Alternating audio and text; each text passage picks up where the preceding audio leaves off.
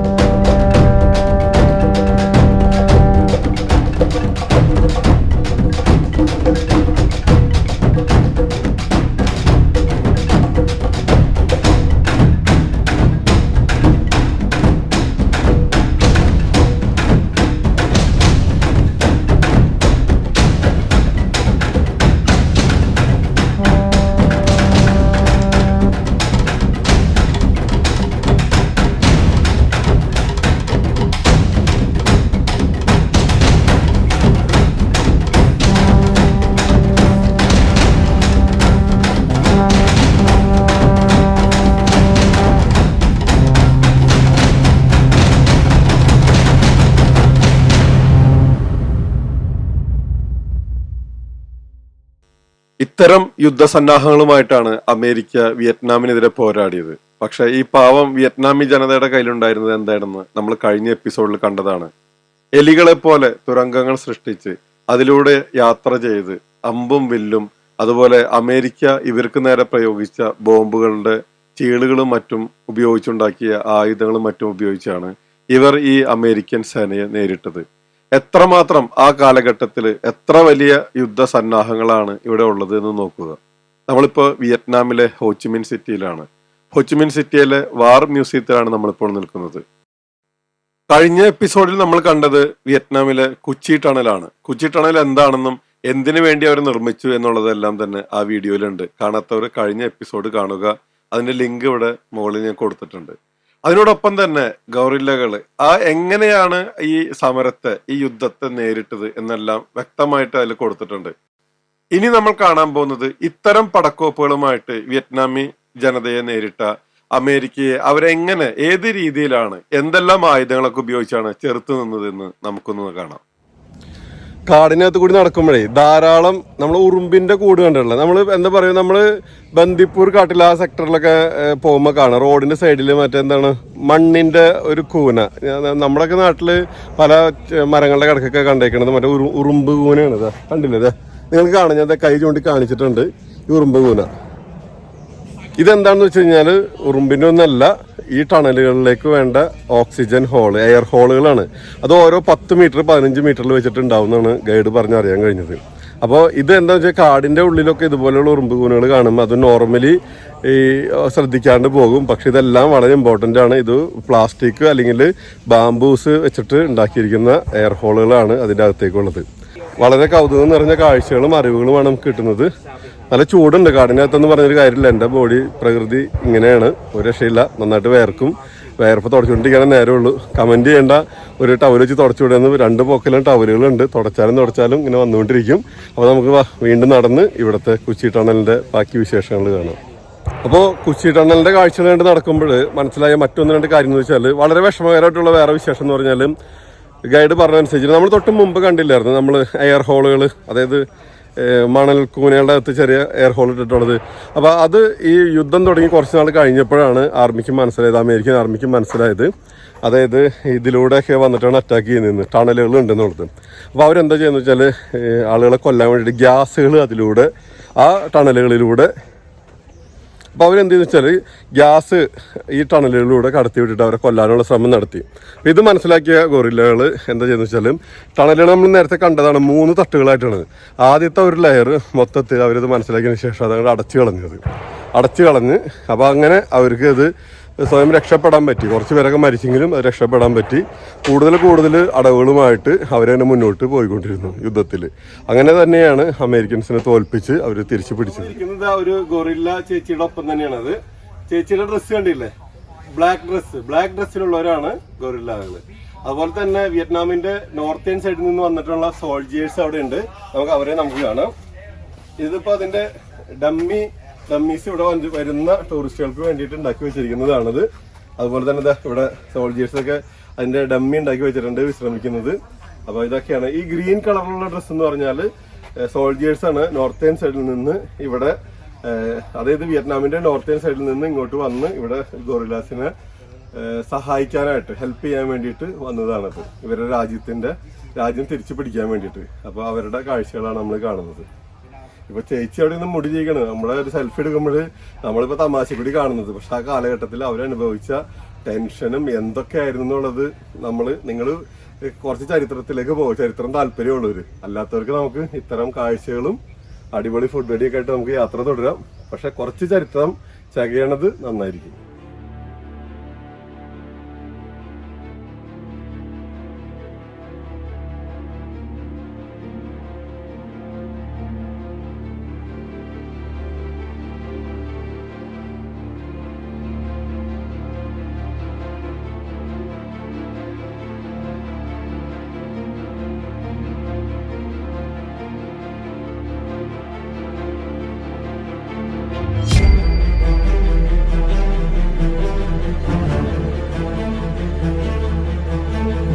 American ആർമിയുടെ ഒരു യുദ്ധ ടാങ്കറാണ് ഈ കാണുന്നത്. അതിവിടെ 1970 ഡിസ്ട്രോയ് ചെയ്ത് M41 എന്ന് പറഞ്ഞ മോഡൽ ടാങ്കറാണ് ഇത്. Guerrilla used in the wartime to destroy, to kill U.S. soldiers. Of course, on the chapel it's covered by grass, and when you step over 1, 2, 3, and you will see the result. Okay. വ്യത്യസ്തങ്ങളായ ട്രാപ്പുകളാണ് നമ്മളിവിടെ കാണുന്നത്. അതായത് American ആർമീനെ ഇതുപോലെ പിടിക്കാൻ വേണ്ടിയിട്ട് ഗൊറില്ലകൾ set ചെയ്തതാണ്. ഓരോരോ രീതിയിലുള്ള ട്രാപ്പുകൾ പുല്ലിന്റെ മുകളിൽ അവർ സെറ്റ് ചെയ്ത് വെക്കും. അപ്പൊ അത് പ്രകാരം അവർ വന്ന് ചവിട്ടുന്ന മുറക്ക് ഇതുപോലെ ലോക്കായി പോകും. The second clip in ambit trap, you will get stuck under your ambit. This rolling trap, you will get hurt to from head to toe. You see? They stuck at the arbit. That's what we call the arbit trap. The next window trap, it look like window, and also you get stuck. It's like the crocodile snapping. This phone chair trap, we still call crocodile mouth trap. ഈ കാണുന്ന പോലത്തെ വ്യത്യസ്തങ്ങളായ ട്രാപ്പുകൾ, അതായത് കെണികൾ നിർമ്മിച്ചിട്ടാണ് ഇവര് അധികവും ഈ യുദ്ധത്തെ നേരിട്ടത്. കാരണം ഇവരുടെ കയ്യിൽ അധികം ആയുധങ്ങളും മറ്റും ഉണ്ടായിരുന്നില്ല. ഇവിടെ യുദ്ധത്തിന് വന്ന അമേരിക്കൻ സോൾജിയേഴ്സിനെ നിരത്താനായിട്ട് അവര് കണ്ടുപിടിച്ച മാർഗങ്ങൾ, കാരണം അവരുടെ കയ്യിൽ ഇതേ ഉണ്ടായിരുന്നുള്ളൂ. അപ്പോൾ അവർ സഞ്ചരിക്കുന്ന വഴികളിലും മറ്റൊക്കെ ഇതുപോലെ വ്യത്യസ്ത രീതിയിലുള്ള ട്രാപ്പുകൾ അവരുണ്ടാക്കിയിരുന്നു. അപ്പൊ ഇതിന്റെ പ്രവർത്തനങ്ങൾ നമ്മൾ കണ്ടതാണത്. അപ്പൊ ഇത്തരം കെണികളിലൂടെയാണ് അവർ അധികവും ഈ യുദ്ധത്തെ നേരിട്ടത്. ഒരുപാട് ട്രാപ്പുകൾ നമ്മൾ കണ്ടില്ലേ. അതുപോലെ വിൻഡോ ട്രാപ്പാണ് ഈ കാണുന്നത്, കണ്ടില്ലേ. അതായത് ഇതൊരു വാതിലാണെങ്കിൽ ഇത് തുറന്ന് മുകളിലേക്ക് വെക്കുക, വരുന്നത് ലോക്ക് ചെയ്ത് വെക്കും. അതിനുശേഷം ഡോറ് തുറന്നു കഴിഞ്ഞാൽ ഇത് വന്ന് നേരെ വന്ന് നെഞ്ചത്തും എല്ലാ സ്ഥലത്തും, നെഞ്ചത്ത് മാത്രമല്ല ഇത് കണ്ടില്ലേ. അപ്പൊ എവിടെയൊക്കെയാണെന്ന് വെച്ച് കഴിഞ്ഞാൽ അവിടെയൊക്കെ കുത്തിക്കൊണ്ട് ആളുടെ പണിയപ്പോ തന്നെ തീരും. ഇത്രയുമാണ് ട്രാപ്പുകൾ. ഇത്രയെന്ന് പറയുന്നത് തന്നെ കുറെ ഉണ്ട് കേട്ടോ. ഇതെല്ലാം മറ്റേ വളരെ ഷാർപ്പാണ്. വൺ സൈഡ് കയറി കഴിഞ്ഞാൽ തിരിച്ച് ഊരി എടുക്കാൻ പറ്റില്ല. ആ നിലക്കാണ് സെറ്റ് ചെയ്തിരിക്കുന്നത്. അപ്പൊ നമുക്ക് ഇനി അടുത്ത കാഴ്ചകൾ. എന്തായാലും മൊത്തം ഒരു യുദ്ധക്കളത്തിൽ നിൽക്കുന്ന ഒരു ഫീലാണ്. പുറത്ത് വെടികൾ പൊട്ടണ വെച്ചുണ്ട്, വെടി പൊട്ടണ വെച്ചാ നമ്മളത് അങ്ങോട്ടും പോകുന്നുണ്ട്. ഷൂട്ടിംഗ് റേഞ്ച് നമുക്ക് കാണാം. നമ്മളിപ്പോൾ ഈ കണ്ടുകൊണ്ടിരിക്കുന്നത് എന്താണെന്ന് വെച്ച് കഴിഞ്ഞാൽ ഇവിടെ അമേരിക്കൻസിന് ബോംബ് ഇടുമ്പോൾ ആ ബോംബുകളൊക്കെ കളക്ട് ചെയ്തിട്ട് ഗൊറില്ലാസിന് ആയുധങ്ങൾ എവിടെ നിന്ന് കിട്ടിയെന്ന് നമുക്കറിയണ്ടേ. അപ്പോൾ ഈ നോർമലി ഇവരെല്ലാം അമ്പും വില്ലും മറ്റു കാര്യങ്ങളൊക്കെയാണ്. പക്ഷേ ഇവരെന്താ ചെയ്യുന്നത് വെച്ചാൽ ഈ ബോംബ് മറ്റു സംഭവങ്ങളൊക്കെ ഇട്ടതിന് ശേഷം അതിൻ്റെ അവശിഷ്ടങ്ങൾ, ബോംബിൻ്റെ കേസും മറ്റതൊക്കെ കളക്ട് ചെയ്തിട്ട്, മെറ്റൽ പാർട്ടുകളെല്ലാം തന്നെ കളക്ട് ചെയ്തിട്ട് അത് ഇവരുടെ വർക്ക്ഷോപ്പിൽ, ഗൊറില്ലകളുടെ വർക്ക്ഷോപ്പിൽ കൊണ്ടുവന്ന് കട്ട് ചെയ്ത് അവർക്ക് വേണ്ട രീതിയിലുള്ള പാത്രങ്ങളും അതുപോലെ മറ്റ് വെപ്പൺസൊക്കെ ഉണ്ടാക്കുന്ന കാഴ്ച, അതിൻ്റെ ഒരു ഡെമോ ആണ് ഇവിടെ നമുക്കിവിടെ കാണാൻ കഴിയുന്നത്. ഇവിടെ ഒരു ഷൂട്ടിംഗ് റേഞ്ചൊക്കെ ഉണ്ട്. തോക്ക് പ്രിയക്കാർക്ക് ഇതിവിടെ കാണാം. ഓരോന്നിൻ്റെ വിലയെല്ലാം കൊടുത്തിട്ടുണ്ട്. AK-47, M16, K63, rapid mission gun, ഇതൊക്കെ മിഷൻ ഗൺ എല്ലാം ഇവിടെ നമുക്ക് കാണാൻ കഴിയും. അതിൻ്റെ വിലകളെല്ലാം കൊടുത്തിട്ടുണ്ട്. ഓരോ ബുള്ളറ്റിൻ്റെ ചാർജാണ് കൊടുത്തിരിക്കുന്നത്. ഇവിടെ നമുക്ക് അതിൻ്റെ ബുള്ളറ്റുകൾ നമുക്ക് അടുത്ത് പരിചയപ്പെടാൻ പറ്റും. ഈ ഇരിക്കുന്നത് AK-47 ബുള്ളറ്റാണ്. M16 ബുള്ളറ്റ് കാണാം, കാർബൈൻ, പിസ്റ്റളിൻ്റെ, അങ്ങനെ വ്യത്യസ്തങ്ങളായിട്ടുള്ള വിവിധ കാലിബറിലുള്ള ബുള്ളറ്റ്സ് ഒക്കെ നമുക്കിവിടെ കാണാൻ കഴിയും. തോക്കൊക്കെ അവൈലബിൾ ആണ്. നമുക്ക് അത്യാവശ്യം പൈസ ഒക്കെ കൊടുത്ത് അതിൻ്റെ റേറ്റൊക്കെ നമുക്ക് നോക്കാം. കൊടുത്തു കഴിഞ്ഞാൽ നമുക്ക് തോക്കൊക്കെ മേടിച്ച് വെടിയൊക്കെ വെച്ചൊക്കെ നോക്കാം. അതുപോലെ തന്നെ ഒരുപാട് വെപ്പൺസ് ഒക്കെ ഇവിടെ പ്രദർശനത്തിന് വെച്ചിട്ടുണ്ട്. ഇവിടുത്തെ സുവനീർ ഷോപ്പിൽ നിന്ന് ഒരു ക്യാപ്പ് മേടിച്ച്, ഗൊറില്ലകളുടെ ക്യാപ്പാണ് കേട്ടോ. അപ്പോൾ $4.5 $90,000 $90,000 കൊടുത്തിട്ടുണ്ട് ഇവിടുത്തെ കറൻസിനെ കുറിച്ചുള്ള വീഡിയോ വേറെ ചെയ്യുന്നതായിരിക്കും. അപ്പോൾ ക്യാപ്പൊക്കെ മേടിച്ച്, പിന്നെ വേറെ രസം എന്താ വെച്ചാൽ തോക്കിനോട് പ്രിയമുള്ളവർ, വെടിവെക്കാൻ ഇഷ്ടമുള്ളവർ, ഇപ്പോൾ നമ്മളൊരു ഷൂട്ടർ അതിൻ്റെ പേരിൽ, ഷൂട്ടിംഗ് ടീമിലുള്ളതിൻ്റെ പേരിൽ നമുക്ക് ഭയങ്കര ക്രൈസാണ്. പക്ഷെ ഞാൻ നിന്നില്ല, കാരണം ഭയങ്കര തിരക്കുണ്ട്. ഷൂട്ടിംഗ് റേഞ്ചും സുവനീർ ഷോപ്പൊക്കെ അടുത്തടുത്താണ്. ഷൂട്ടിംഗ് റേഞ്ചാണ് എൻ്റെ ബാക്കിൽ കാണുന്നത്. ഓക്കെ, അതുപോലെ തന്നെ സുവനീർ ഷോപ്പ് നമുക്കിവിടെ കാണാൻ കഴിയും. അതുപോലെ തന്നെ അവിടെ ഒരു കോഫി ഷോപ്പുണ്ട്. അപ്പോൾ ഇത്രയുമാണ് ഇവിടുത്തെ കാഴ്ചകൾ നിങ്ങൾക്ക് ഇഷ്ടമായി തന്നെ വിചാരിക്കുന്നു. അപ്പോൾ ഇനി ഇവിടെ നിന്ന് പുറത്തേക്ക്. ഇപ്പോൾ നമ്മൾ കാണുന്നത് ഇവിടുത്തെ ഒരു ഭക്ഷണ രീതിയാണ്. പ്രത്യേകിച്ച് ഗൊറില്ലകളായിക്കോട്ടെ അല്ലെങ്കിൽ ഇപ്പോഴത്തെ വിയറ്റ്നാമി ജനത ആയിക്കോട്ടെ, അവരൊക്കെ ഭക്ഷിച്ചിരുന്ന ഒരു രീതിയാണത്. ഇപ്പൊ നമ്മൾ കാണുന്ന ഈ ദോശ പോലെ ഉണ്ടാക്കുന്നത് കണ്ടില്ലേ, ഇത് അരിപ്പൊടിയും ഉപ്പും വെള്ളവും ചേർത്ത് കലക്കിയതിന് ശേഷം ശരിക്കും മിക്സ് ചെയ്തതിന് ശേഷം ഒരു ചെറിയ സ്റ്റീമറിൽ വെച്ചിട്ട്, അത് ചട്ടിയല്ല, അതൊരു സ്റ്റീം ചെയ്യുന്ന രീതിയിലാണ് സെറ്റ് ചെയ്തിരിക്കുന്നത്. അതിനകത്ത് വെച്ച് പരത്തിയതിന് ശേഷം അതിൽ നിന്ന് എടുക്കുകയും ഇതുപോലെ ബാംബു ഷീറ്റിൽ വെച്ചിട്ട് ഉണക്കുകയും ചെയ്തതിന് ശേഷം 3 മാസത്തോളം നമുക്കിത് ഉപയോഗിക്കാൻ പറ്റും എന്നാണ് ഗൈഡ് പറഞ്ഞറിഞ്ഞത്. അതിനോടൊപ്പം തന്നെ ഇനി വരുന്ന എപ്പിസോഡുകളിൽ ഇതൊക്കെ ഉപയോഗിച്ചുള്ള ഭക്ഷണ രീതികളൊക്കെ നമ്മുടെ വീഡിയോയിൽ വരുന്നുണ്ട്. അതായത് മീനായിക്കോട്ടെ, ഇറച്ചി ആയിക്കോട്ടെ, എന്തും ആയിക്കോട്ടെ, അതെല്ലാം മിക്സ് ചെയ്ത് ഇതുപോലുള്ള ഷീറ്റിൽ വെച്ചിട്ട് കഴിക്കുന്ന ഒരു ഭക്ഷണ രീതിയാണ് വിയറ്റ്നാമിലേത്. അത് നമ്മുടെ വരും എപ്പിസോഡിൽ നിങ്ങൾക്ക് കാണാൻ പറ്റും. അപ്പോൾ ഇത് ഗൊറില്ലകളുടെ ഭക്ഷണ രീതികളുടെ ഭാഗമായിട്ട് ഇതവിടെ നല്ല രീതിയിൽ തന്നെ അത് പ്രദർശിപ്പിച്ചിട്ടുണ്ട്. ആ കാഴ്ചകളാണ് നമ്മളിപ്പോൾ കാണുന്നത്.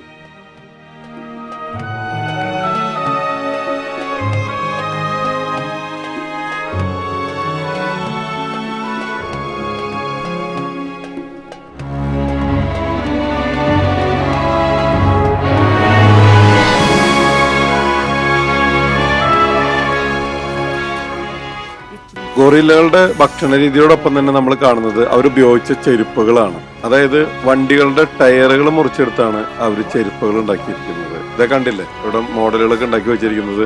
ഇതവിടെ വിൽപ്പനക്കും വെച്ചിട്ടുണ്ട്. ഇതവിടെ നല്ല രീതിയിൽ പ്രദർശിപ്പിച്ചിട്ടുണ്ട്. വണ്ടികളുടെ ടയറുകളെല്ലാം തന്നെ കട്ട് ചെയ്തെടുത്ത് അവർ ഈ കാണുന്ന രീതിയിലുള്ള ചെരുപ്പുകൾ ഉപയോഗിച്ചാണ് ആ കാടുകളിലൂടെ ആ കാലത്ത് അവർ സഞ്ചരിച്ചിരുന്നത്.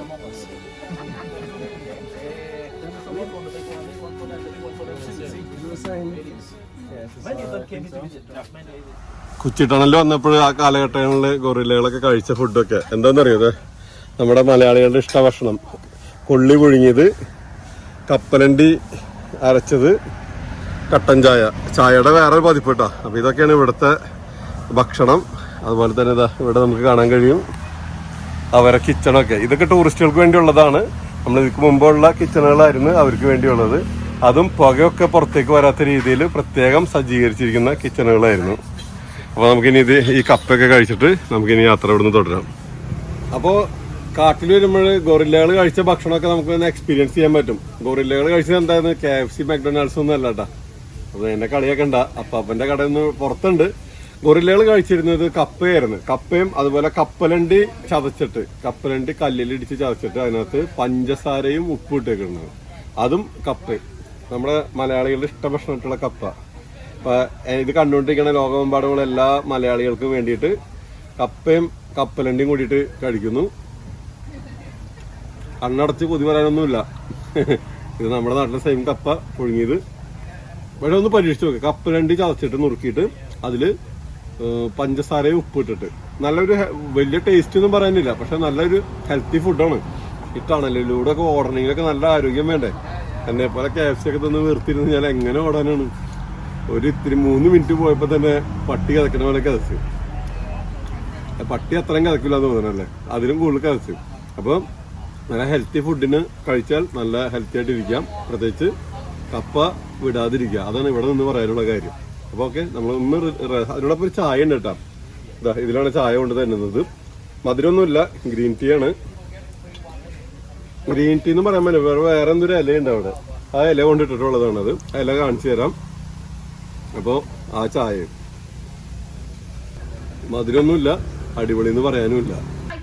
അപ്പൊ ഇതിനകത്ത് ഇടുന്നത് പാന്തൻ ലീഫ് എന്ന് പറയും. എന്താണ് പാന്തൻ ലീഫ്? എനിക്ക് മലയാളം എനിക്ക് അറിഞ്ഞുകൂടാ. എന്തായാലും നമ്മുടെ നാട്ടിലൊക്കെ പ്രത്യേകിച്ച് മണം എന്ന് പറയണില്ല, എന്തായാലും കുഴപ്പമില്ല. അപ്പൊ നമ്മൾ തേയിലനെ കൈ പിടിച്ച് നോക്കിയാൽ സ്മെല്ലൊന്നും അറിയില്ലല്ലോ, അത് പ്രോസസ് ചെയ്ത് വരുമ്പോഴല്ലേ. ഇനി എന്തായാലും ഒരു ഡിഫറെന്റ് എക്സ്പീരിയൻസ്. അപ്പൊ ഏതൊരു പൗരനായാലും സ്വന്തം രാജ്യത്തിന് വേണ്ടി നിലകൊള്ളുക. നമ്മൾ ഇന്ത്യക്കാർ ഇന്ത്യക്ക് വേണ്ടി തന്നെ നിലനിൽക്കും.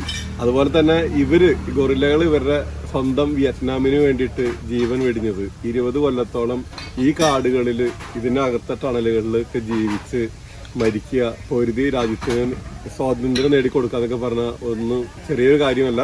അപ്പൊ അവരെല്ലാം മനസ്സിൽ ഓർത്തുകൊണ്ട് അവരുടെ മനസ്സിനനുസരിച്ച് ക്യാപ്പൊക്കെ വെച്ചുകൊണ്ട് നമ്മളിനി പോകുന്നത് ഹോച്ചിമിൻ സിറ്റി ടൂറിന് വേണ്ടിയാണ് പോകുന്നത്. കഴിഞ്ഞ ദിവസം ഒട്ടും ഉറങ്ങിയിട്ടില്ല, പുലർച്ചെയാണ് എത്തിയത്, നിങ്ങൾ കണ്ടതാണല്ലോ. അപ്പോൾ ഇനി സിറ്റി ടൂർ കഴിഞ്ഞിട്ട് പോയി റെസ്റ്റ് എടുക്കണം. സിറ്റിയിൽ നിന്ന് നമുക്ക് നല്ല അടിപൊളി ഫുഡ് എന്തെങ്കിലും കിട്ടുമെന്ന് നോക്കട്ടെ. ഇവിടുത്തെ ലഞ്ച് ഇതാണെന്നാണ് പറഞ്ഞത്. വലിയ കാര്യത്തിന് വിളമ്പിയതാണ്, പക്ഷെ നമ്മൾ സന്തോഷപൂർവ്വം അവരുടെ ആതിഥ്യം സ്വീകരിച്ചു. അപ്പോൾ ഇനി നമുക്കിനി ഹോച്ചിമിൻ സിറ്റി ടൂറിലേക്ക്. ഓക്കെ അല്ലേ?